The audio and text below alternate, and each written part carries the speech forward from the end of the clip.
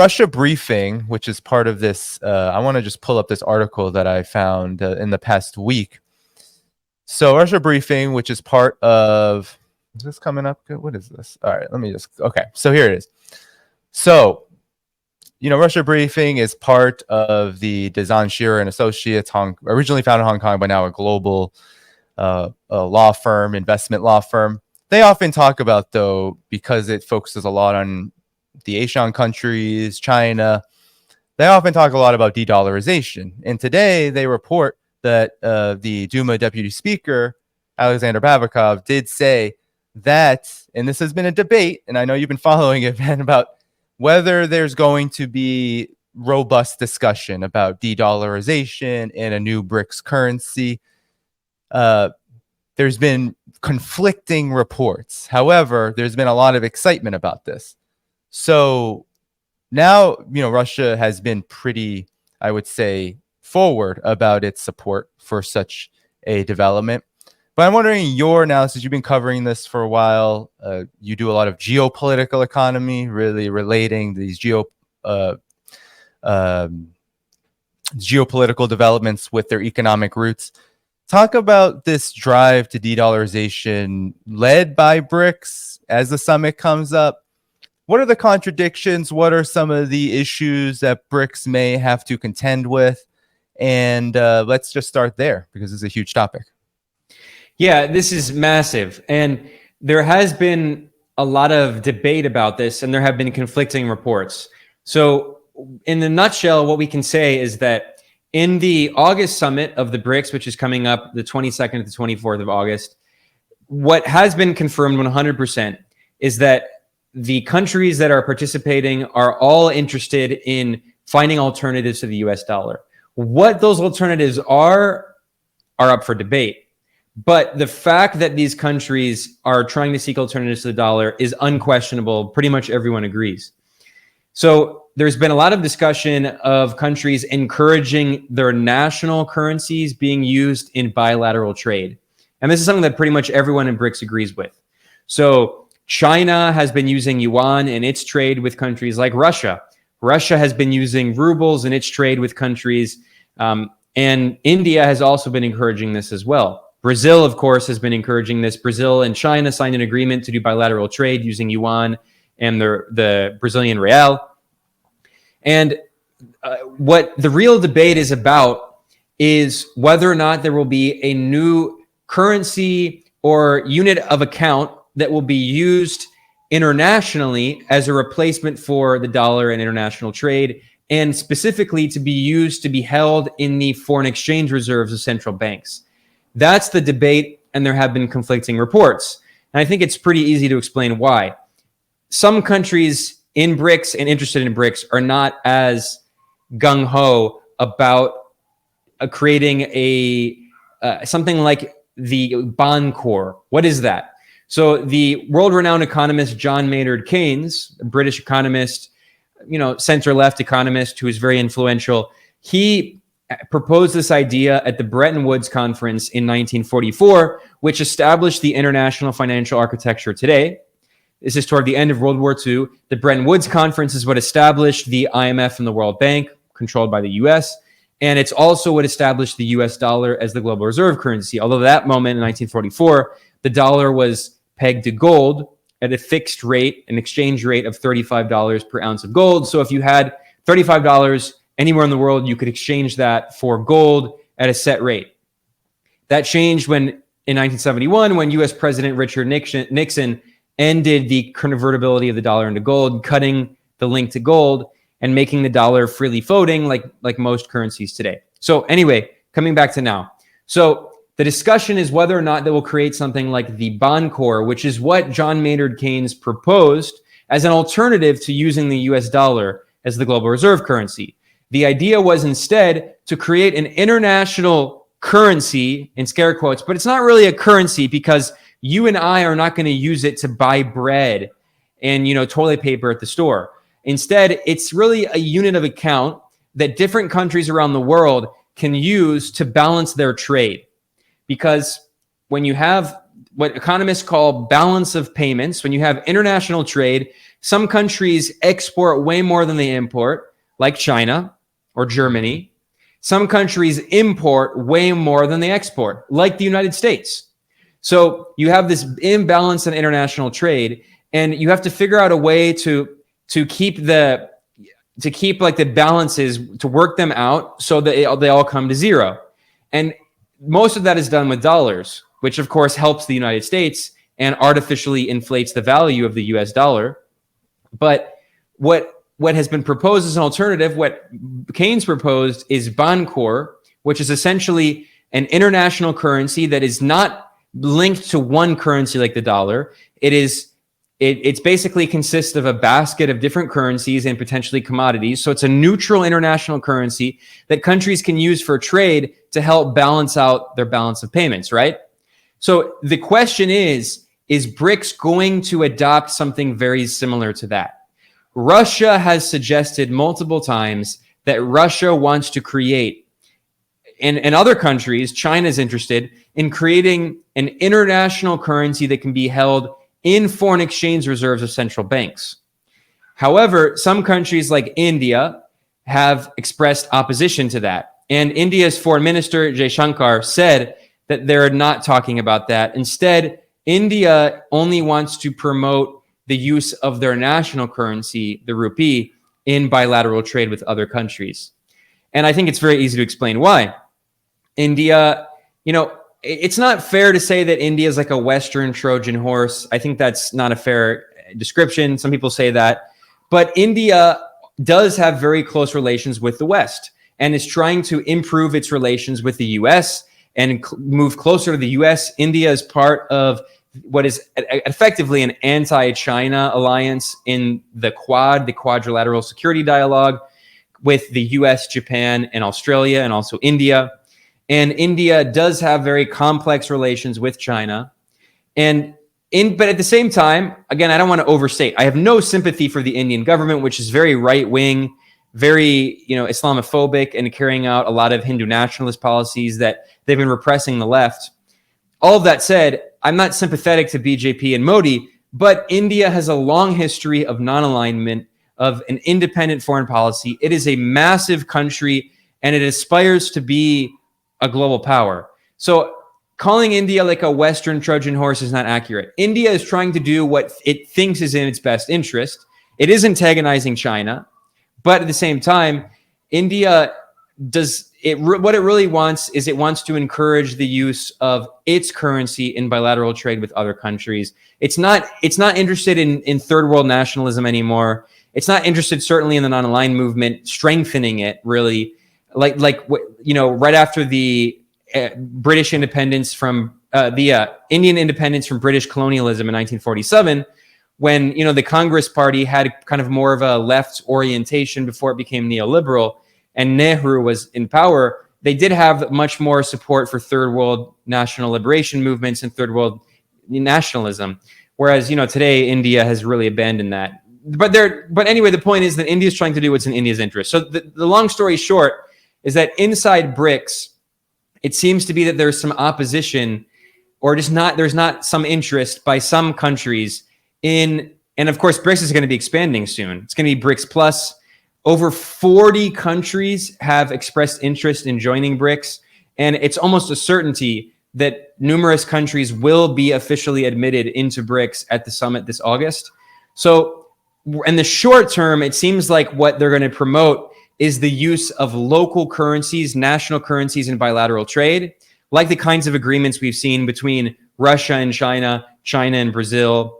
And in the medium term to the long term, we will see a new currency emerge that is an international currency like the Bancor as a challenge to the dollar. Russia has publicly confirmed it numerous times, but there have also been statements from officials saying that it's a complicated process and it's not going to be something that happens immediately in 1 year or even 2 years. We're probably seeing something that's going to maybe take 5 to 10 or potentially longer years to develop this new system.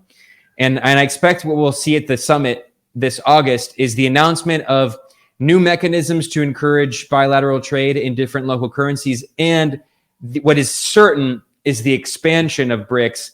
And some of the names that we've seen floated is likely going to be potentially Indonesia, potentially Algeria, potentially United Arab Emirates, potentially Saudi Arabia, potentially Egypt. So we'll see how it goes.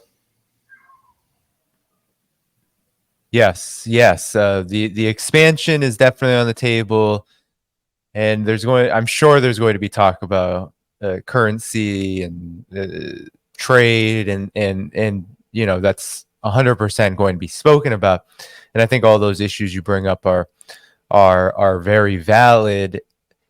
One thing I wanted to ask you, there's been also a lot of reports. I've noticed this, and I think there are some who are real like BRICS naysayers. I don't know if you've seen them. There's a whole strand, even people like Patrick Bond and some others who call BRICS countries sub-imperialist, right? So Russia and China sub-imperialist. They basically the whole Cold War line of, well, neither Washington nor Beijing, neither Washington nor the Soviet Union. Oops, it's actually the Russian Federation. Like that.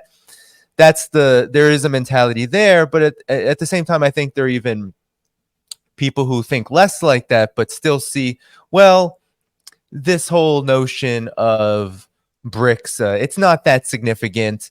They're actually not going to be able to lead any kind of charge because of these divisions.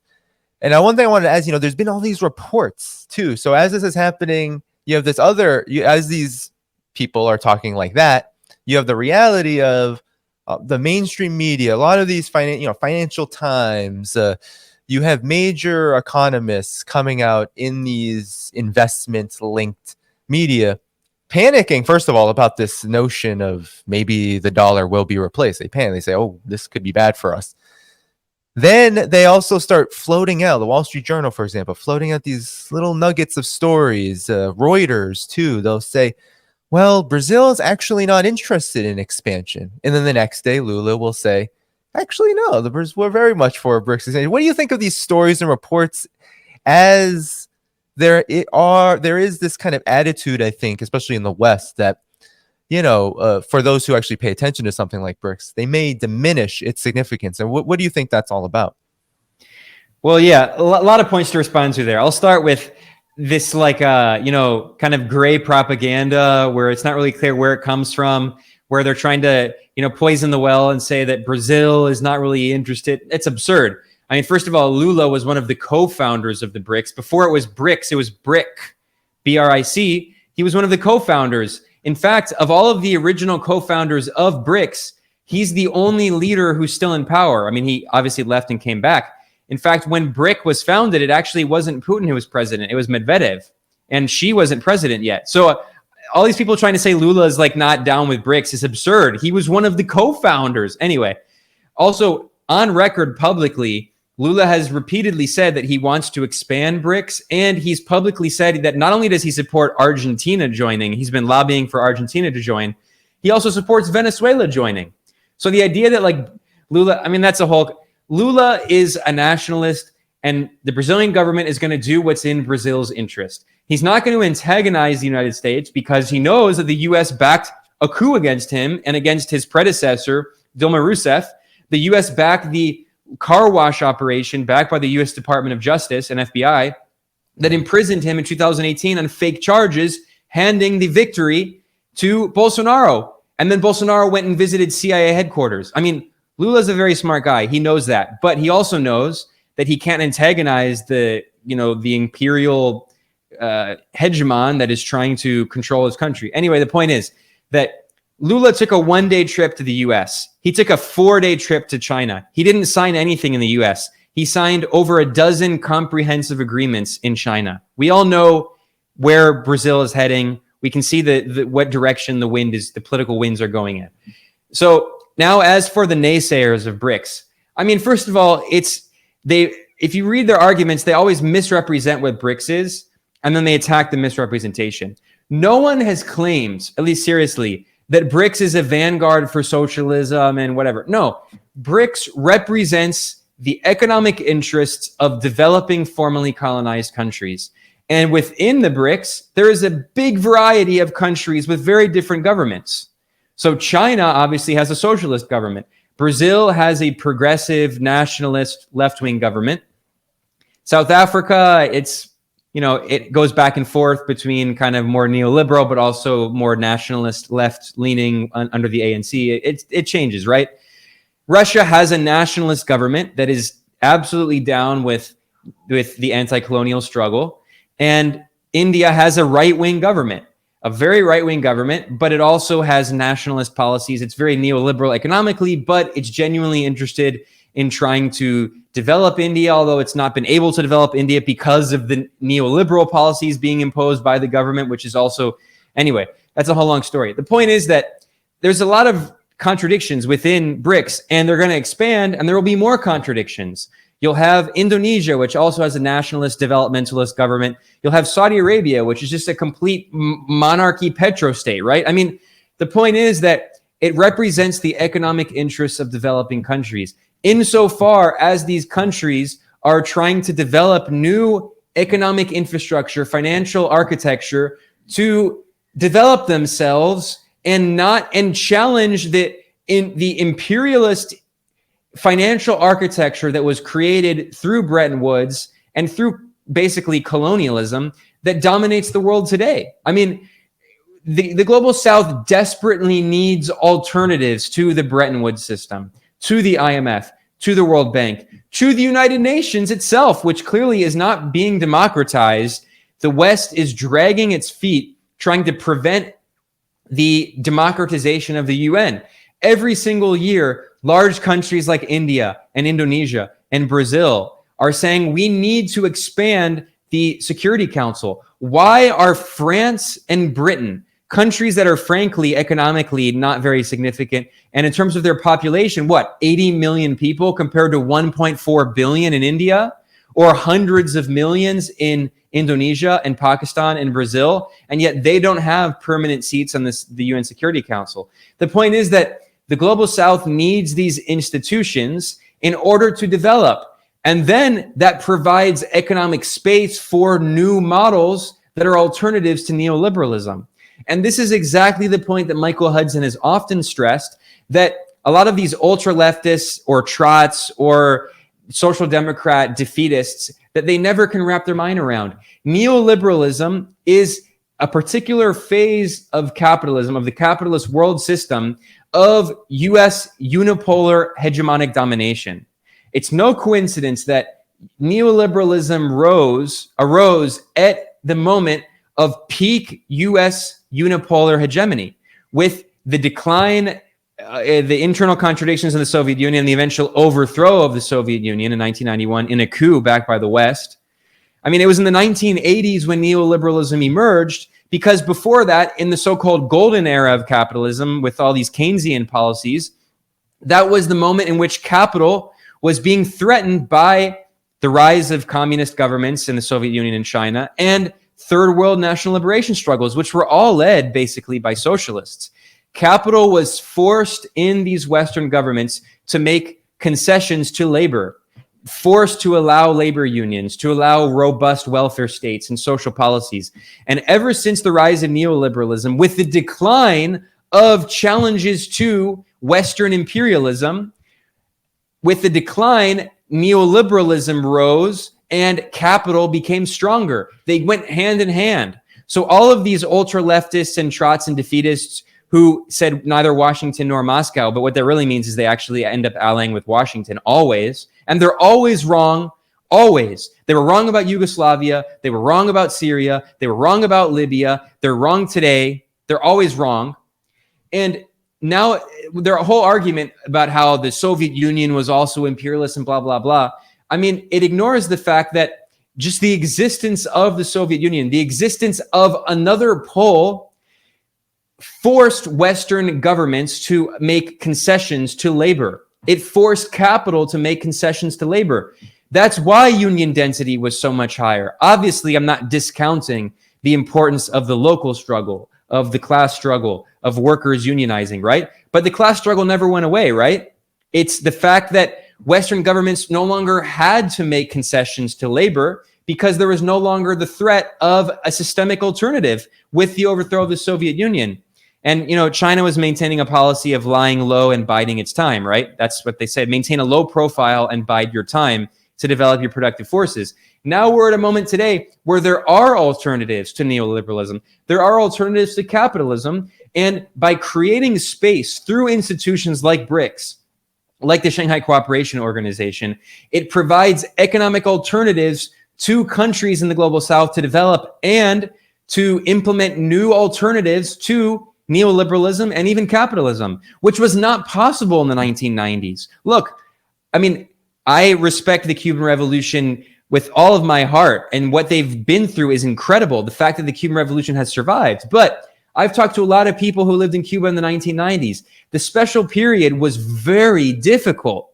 Brutal. I mean, we shouldn't romanticize the 1990s and 2000s. I mean, it was a brutal period of counter-revolution. That was the period of U.S. unipolar hegemony. That was the period of neoliberalism, because neoliberalism was materially enforced by the U.S. empire. It wasn't just a matter of ideology.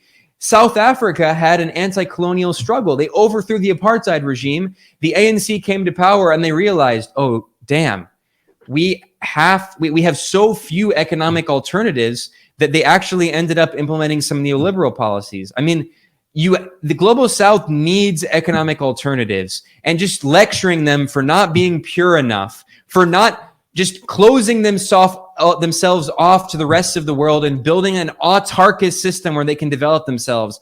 This is just ridiculous bourgeois idealism. I mean, the DPRK has been suffering under these brutal sanctions. Of any country in the world, it's probably the one that's tried to implement some of these kind of autarkist policies. And even they are like, we really want to improve our relations with China and Russia and other countries. We want to trade more. We want more help to develop local industries, because that's how you actually develop.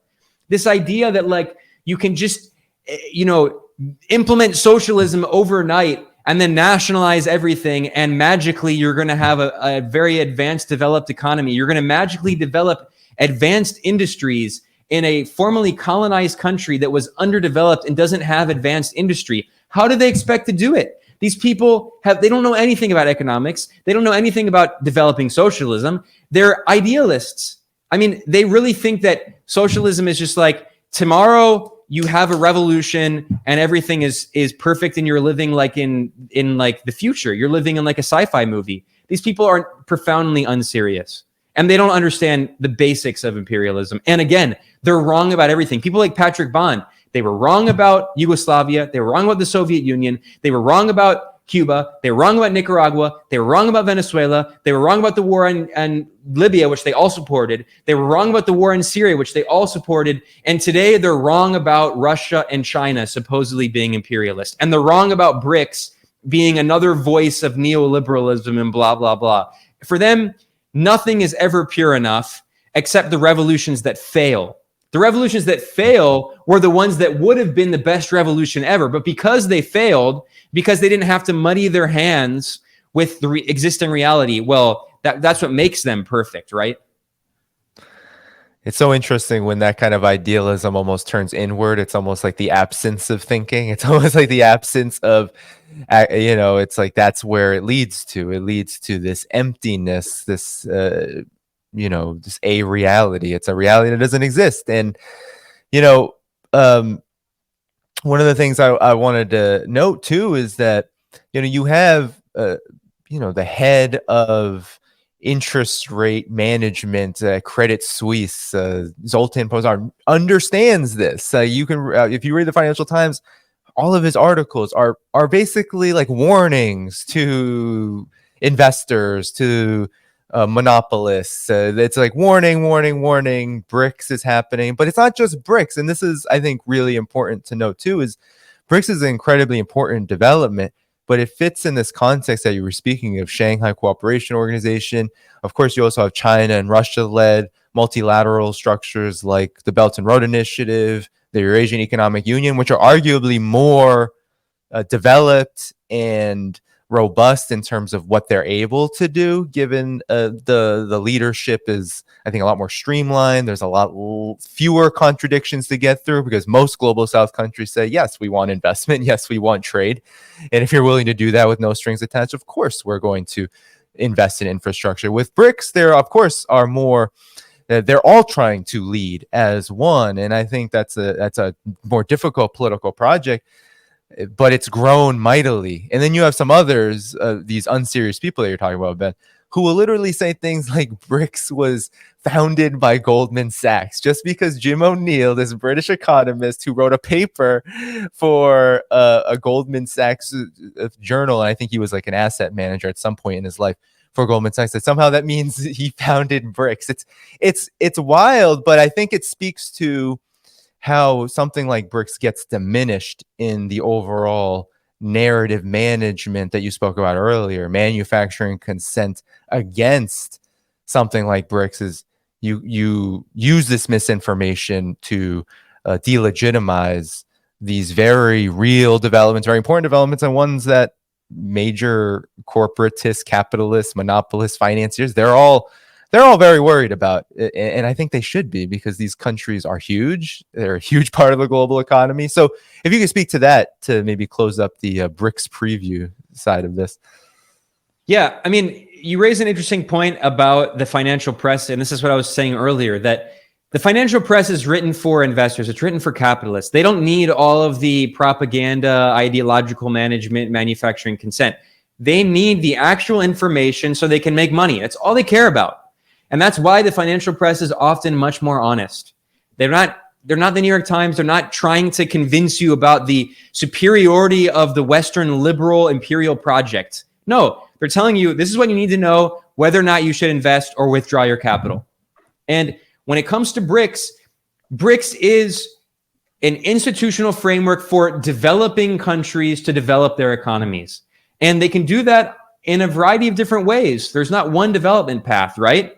So, I mean, again, this idea that like BRICS, that people like you and I are portraying BRICS as like the new international. No one seriously is claiming that. It's absurd. So they're always attacking the straw man, the people who attack BRICS. No, BRICS is it's a platform that offers opportunity and new infrastructure financially and economically for countries to pursue new economic paths of development.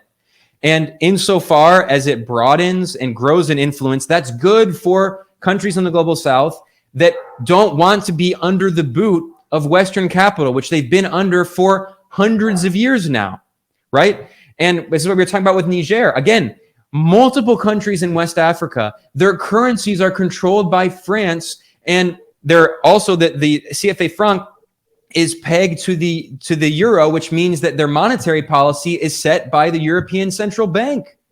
So all these things that we're talking about with the rising interest rates, what that also means is for a lot of these countries in the global south, and including countries, by the way, that don't have their currencies pegged to the euro, as the US, the Fed, this Federal Reserve, the US Central Bank, semi-private, and the European Central Bank, as they raise interest rates, it is often forcing countries in the global south to raise their interest rates. Otherwise, their currencies will devalue against the US dollar and the euro, and there will be massive capital flight as investors withdraw their capital and put it in the United States and Europe, where they'll have higher interest. And what that also means is that if they don't continue to raise interest rates, which means cause an economic crisis in their own country, right? Because the more you raise interest rates, the higher the possibility of a recession, and it's more difficult to lend money, which means economic activity tends to decrease. But furthermore, if they don't raise their interest rates significantly, their currencies will devalue against the dollar and the euro, and that makes it more difficult for them to pay for imports of things like oil. And it also means that it's harder for them to pay off their debt that is denominated in dollars usually. So we're talking about these economic policies that are implemented by the West, but they have profound impacts on the global south and is trapping them further and further in unpayable debt. So that's why so many countries are desperate for alternatives to this neo-colonial system that was created in Bretton Woods in 1944. And there have been very few alternatives offered. This is one of the few. These people are constantly criticizing BRICS. Well, where is their alternative? I mean, these people have no influence. They have no way of providing an alternative. Furthermore, let's talk about the reality. BRICS now represents the 5 founding members of BRICS represent a larger percentage of the global economy than the G7. The G7 is the cartel of Western imperialist countries plus Japan, right? The US, Japan, Canada, Germany, France, Italy, I'm skipping one there, the UK. Their GDP taken together is around 30%. And this is when you measure GDP. So for people who don't know, gross domestic product, this is all of the goods and services produced in a country in 1 year. It's the size of a country's economy. It's not a great measurement because it doesn't include inequality.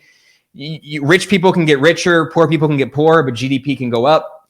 It doesn't talk about the kinds of economic activity that happen in a country. So the US, in the financialized bubble economy, the GDP has been growing, but a lot of that's been in financial industries, in the tech sector. It's not in manufacturing. Manufacturing as a percentage of GDP has been decreasing. It's also in a lot of service jobs. It's in like Uber jobs, like this very precarious work.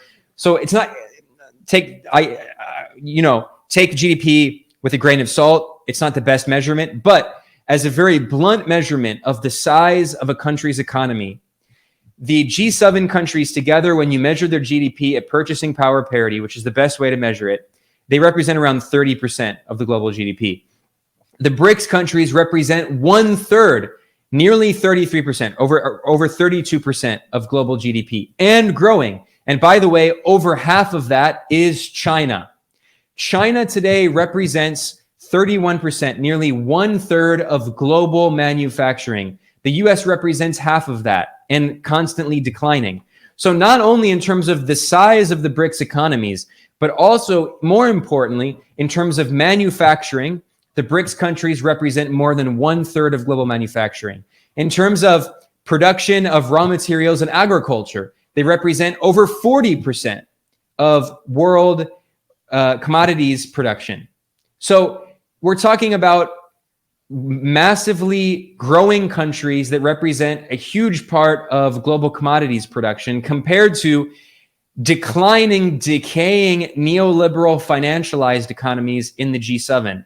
If you're a country in the global south and you look at these two blocks, where you think you're going to, you can see where history is moving. It's very clear what direction the BRICS is headed in. And that explains why so many countries in the global south, including countries that have historically been Western allies, like Saudi Arabia and the UAE, that's why they're also interested in joining and getting involved in this.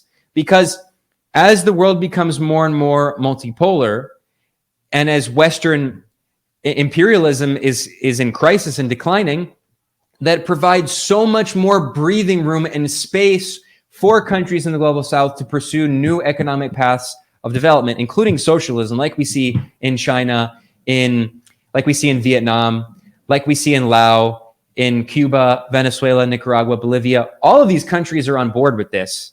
And it's so funny because we're told to listen to